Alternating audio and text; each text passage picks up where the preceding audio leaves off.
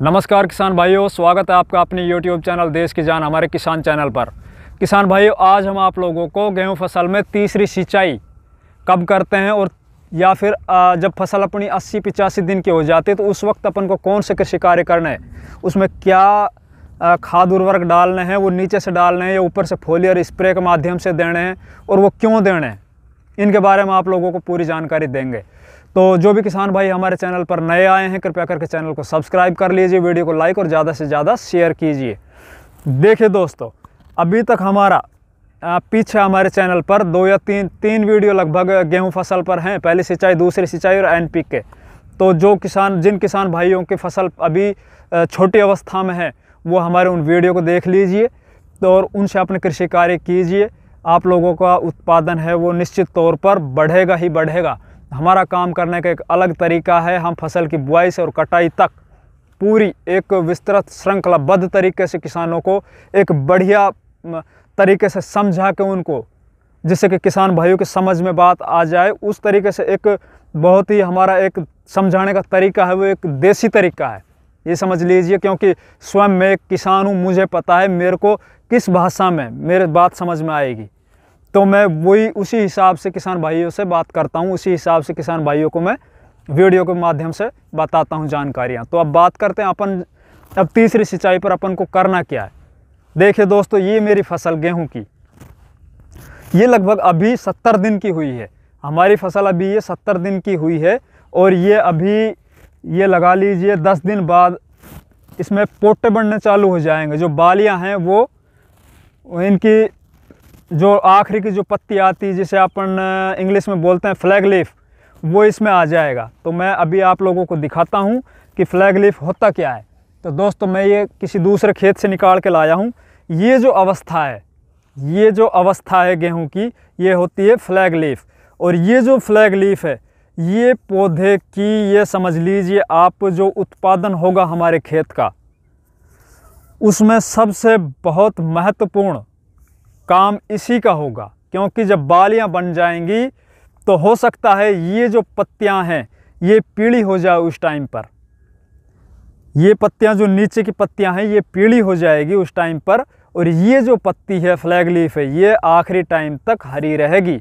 और जितना ज़्यादा भोजन ये बनाएगी, ये समझ लीजिए आपके जो बालियां हैं उसमें उतने ही ज़्यादा दानों का मोटापन होगा, उतने ही ज़्यादा दानों की संख्या बढ़ेगी और दाने चमकदार होंगे। अगर ये फ्लैग लीफ हमारी हल्की पड़ गई तो समझ लीजिए आप लोगों को उत्पादन निश्चित तौर पर घटेगा ही घटेगा। तो ये जो फ्लैग लीफ है इसको अपन को बचा के रखना है और इसको ज़्यादा से ज़्यादा हरी भरी रखना है। तो वो हरी भरी कैसे रहेगी? तो जो भी किसान भाई हमारी बताई हुई बातों पर चलते हुए आ रहे होंगे तो उनकी फसल निश्चित तौर पर आज 70 दिन के जैसी हमारी फसल है एकदम हरी भरी वैसे ही होगी और उत्पादन निश्चित तौर पर बढ़ेगा। हाँ, कहीं कहीं पर जैसे कि पानी भरा हो जाता है या मौसम से कोई प्रॉब्लम हो जाती है, बारिश वगैरह से, या कुछ किसान भाई किसी कारणवश वो अपने उर्वरकों का प्रयोग नहीं कर पाए होंगे, खाद वगैरह का, तो वहाँ पे थोड़ी प्रॉब्लम होगी। तो अभी मैं बताता हूँ कि अभी अपन को करना क्या है। इस अवस्था में मेरी फसल अभी इस अवस्था में नहीं है, ये अवस्था होती है 80-85 दिन की, जब अपने ये पोटा बन जाता है। इसमें बाली है दोस्तों, भीतर इसमें बाली है। तो ये जो अवस्था होगी अपन को क्या करना है अभी, तो सबसे पहले आप देख लीजिए आपकी फसल एकदम हरी भरी है। तो इसमें आप नीचे की बजाय, जो अपन खाद डालते हैं, नीचे की बजाय आप सिंचाई करने के बाद ऊपर से फोलियर स्प्रे कर दीजिए। NPK 0050 की इस अवस्था पर 1 किलो पर एकड़ के हिसाब से फोलियर स्प्रे कर दीजिए। जिन किसान भाइयों ने अगर पहले पोटास नहीं भी डाला होगा, MOP शुरू में बुआई करते वक्त उसकी भी पूर्ति कर देगा। पोटास का काम क्या है दोस्तों? पोटास है, एक तो अपन की अगर सिंचाई सही समय पर नहीं हो पाई, किसी कारणवश हमारे पास पानी अवेलेबल नहीं हो पाया, तो ये स्ट्रेस क्षमता को बढ़ाता है। पौधे में जो पर्यावरणीय तनाव होता है वो होता है, एक तो मौसम की वजह से, एक होता है अपने सिंचाई की वजह से, मतलब गर्मी की वजह से या ठंडक की वजह से, जैसा अपन मौसम चल रहा है, तो उस स्ट्रेस को कम करेगा। दूसरा, पौधे की जो ये बाली है, जो भीतर इसमें जिसका निर्माण हो रहा है, ये एकदम बढ़िया होगी ही, लंबी निकल के आएगी, ये लंबी निकलेगी। उसमें जो दानों की संख्या है वो ज़्यादा मिलेगी आपको, और दानों का जो भराव होगा बाद में वो बढ़िया होगा, एकदम चमकदार होगा। हाँ, दूसरी बात, जिन किसान भाइयों की फसल में हल्का पीलापन है वो किसान भाई इस अवस्था पर भी NPK 05234 का ही उपयोग करें। अगर फसल थोड़ी पीली पड़ रही है और वो इस अवस्था में फसल पहुंच चुकी है तो वो 0050 की बजाय NPK 05234 का प्रयोग करें, क्योंकि NPK 05234 का प्रयोग करेंगे तो फसल में क्लोरोफिल निर्माण ज़्यादा होगा। क्लोरोफिल निर्माण ज़्यादा होगा, फसल थोड़ी पत्तियों का जो कलर है वो एकदम हरा भरा हो जाएगा।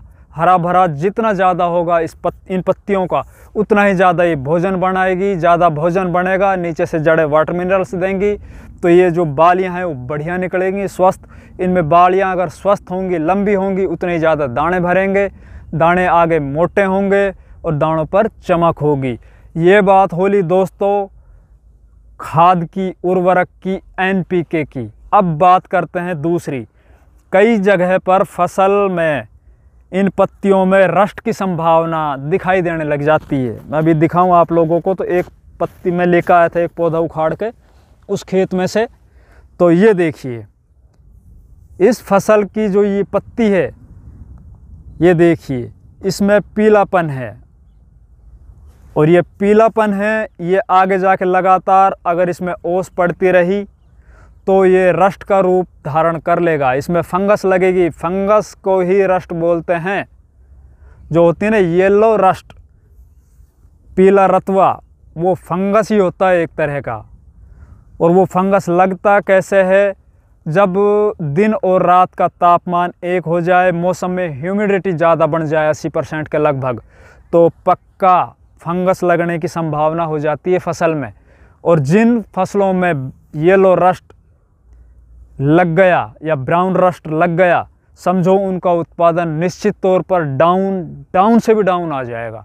क्योंकि हमारे इस इलाके में पिछला गया जो साल है, उस टाइम पे फर्स्ट टाइम में कुछ बीजों पे, कुछ बीज होते हैं जो रस्ट से उनका रस्ट को झेलने की क्षमता होती है, और कुछ बीज हैं जो झेलते नहीं। तो हमारे यहाँ पर कुछ खेतों में ये हाल हुआ था कि शुरुआत में जब ये ऐसी पत्तियाँ होने लगी पीली पीली, तो शुरुआत में किसानों ने लापरवाही वश कर इनका निदान करने के बजाय वो इसको हल्के में ले गए। और जब गेहूं की आखिरी अवस्था आई, कटाई, उस वक्त तक कुछ खेत तो बिल्कुल एकदम सूख चुके थे, उनमें उत्पादन ना के बराबर निकला था, उनकी जो लागत थी वो भी नहीं निकल पाई थी। तो इसको कैसे कंट्रोल करें? कुछ भी हो दोस्तों, अगर फसल बढ़िया भी है, ये प्रॉब्लम ना भी है, तो भी एक फंगिसाइड की स्प्रे इस अवस्था पर आप कर दीजिए। 80 दिन से और 90, 95, 100 दिन के बीच में एक फंगिसाइड की स्प्रे निश्चित तौर पर कर दीजिए। और बढ़िया टेक्निकल इसमें यूज करना है, हल्का टेक्निकल मत कीजिए। जैसे मैं आप लोगों को बताऊं, सबसे ज़्यादा जो पिछले साल हमारे एरिया में काम किया था, वो सभी एक ही बात होती है हर जगह, तो वो बायर कंपनी का नेटिवो, जिसमें टेबुकोनाजोल, और आप कोई भी अच्छा सा फंगिसाइड इसमें एक स्प्रे ज़रूर कर दीजिए, जैसे कि टेबुकोनाजोल प्लस ट्राइफ्लोस्ट्रोबिन या फिर एज़ोस्ट्रोबिन या फिर आप प्रोपिकोनाजोल, कोई भी जोल ग्रुप का फंगिसाइड जो बढ़िया काम करे, वो आप इसमें एक स्प्रे कर दीजिए। निश्चित तौर पर आपकी फसलें एकदम बढ़िया और उत्पादन है वो आपका बहुत अच्छा निकलेगा दोस्तों। तो बातें हमारे अच्छी लगे तो वीडियो को लाइक, चैनल को सब्सक्राइब और वीडियो को शेयर कीजिए। धन्यवाद।